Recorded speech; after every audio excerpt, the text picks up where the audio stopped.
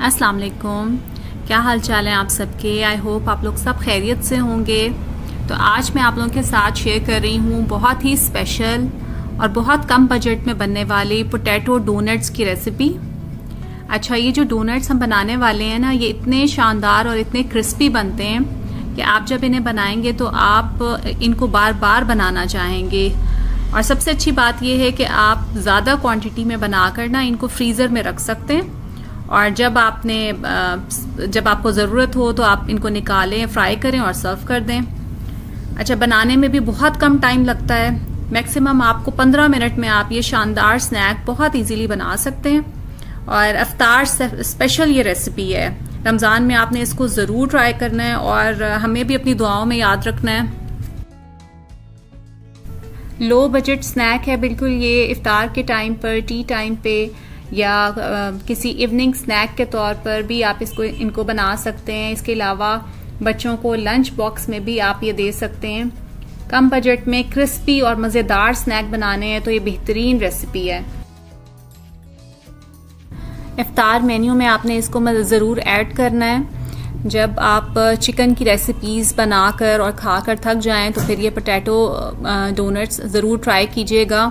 बच्चों बड़ों सबको ये पसंद आने वाली रेसिपी है इंशाल्लाह। तो चलिए रेसिपी स्टार्ट करते हैं अपनी। सबसे पहले मैंने ले लिए हैं 2 ब्रेड के स्लाइस और उनको ग्राइंडर में ग्राइंड करके ना इस तरह मैंने क्रम्स बना लिए हैं, ब्रेड क्रम्स बना लिए हैं। तो ये सबसे पहला स्टेप है हमारी रेसिपी का।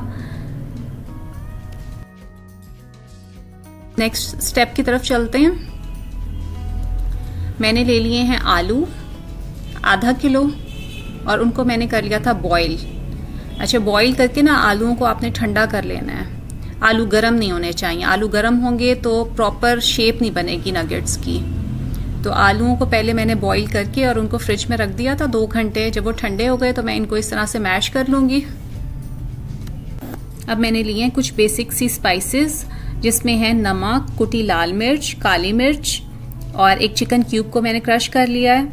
उसके अलावा है हमारे पास ऑरिगेनो, चाट मसाला और लहसुन पाउडर।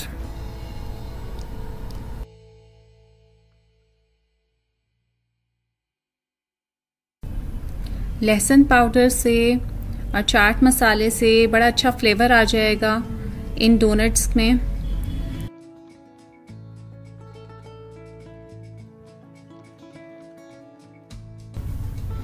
अब हम इसमें ब्रेड क्रम्स जो हमने बनाए हुए थे वो ऐड कर देंगे।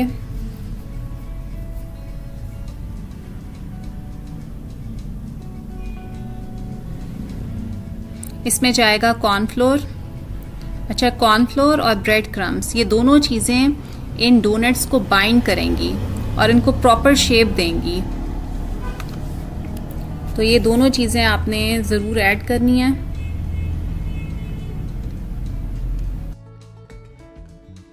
अगर आलूओं में कोई नमी रह गई है तो कॉर्नफ्लोर इस नमी को एब्जॉर्ब कर लेगा।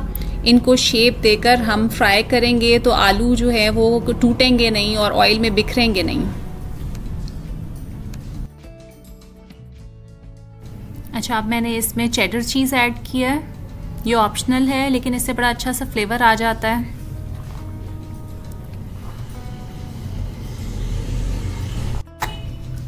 अब थोड़ा सा हरा धनिया शामिल करके हम इसे डो की फॉर्म में कंबाइन कर लेंगे सब चीज़ों को।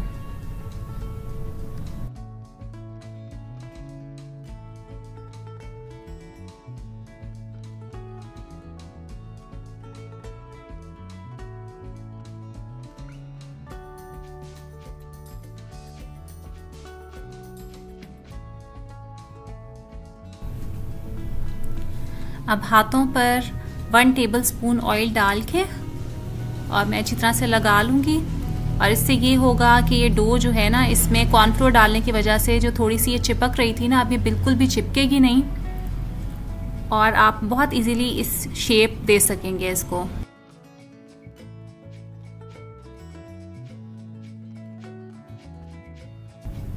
अब इसको मैं इस तरह से डोनट की शेप दूंगी।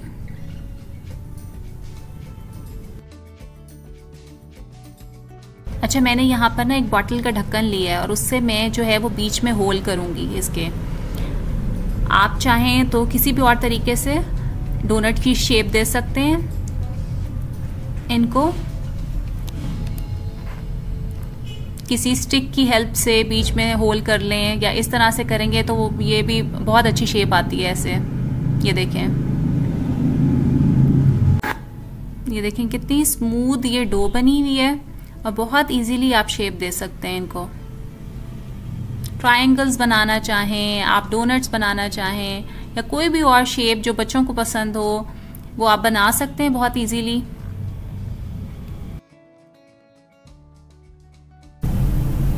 अच्छा, आप कोटिंग के लिए ना इन डोनट्स की मैंने लिया है मैदा, कॉर्नफ्लोर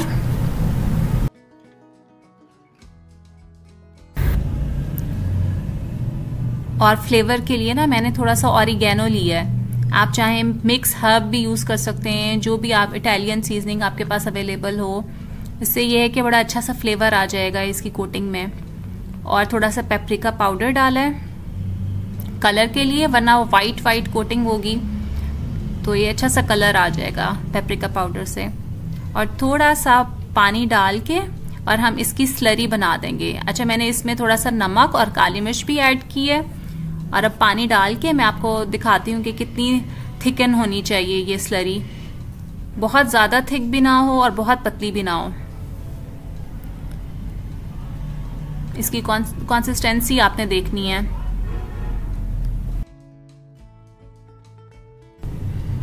अच्छा, अब हम अपने डोनट्स को ना इस स्लरी में पहले डिप करेंगे,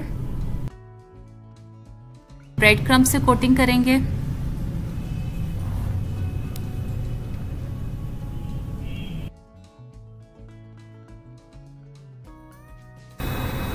और इस तरह से डोनट्स बना लें।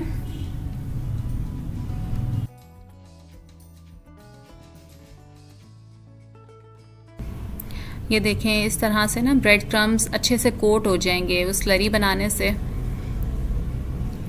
ये अच्छे तरीके से ब्रेड क्रम्ब्स इन पे कोट हो गए हैं। अब हम इनको कर लेंगे फ्राई। इस स्टेज पे आप चाहें तो इनको फ्रीज कर सकते हैं 2 to 3 वीक्स तक आराम से। और जब आपको ज़रूरत हो आप निकाल के फ्राई कर लें।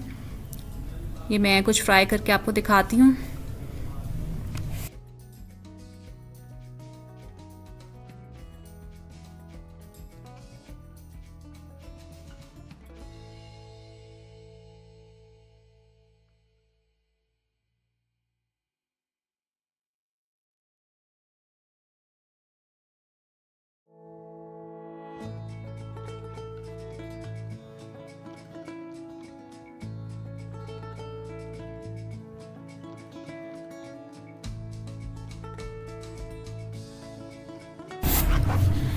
तो ये थी हमारी क्रिस्पी पोटैटो डोनट्स की रेसिपी। रेसिपी अच्छी लगी हो तो वीडियो को लाइक, शेयर और सब्सक्राइब करना मत भूलिएगा।